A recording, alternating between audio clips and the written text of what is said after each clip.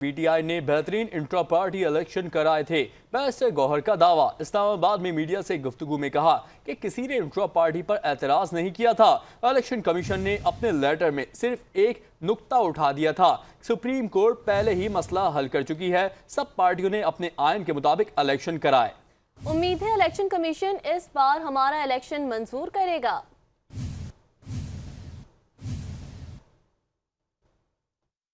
Commission ने एक application supreme court में फाइल की कि हम किसकी कंफर्मेशन एक्सेप्ट करें। पीटीआई का कोई स्ट्रक्चर अवेलेबल नहीं है। ये बात गलत थी क्योंकि हमारा स्ट्रक्चर अवेलेबल है।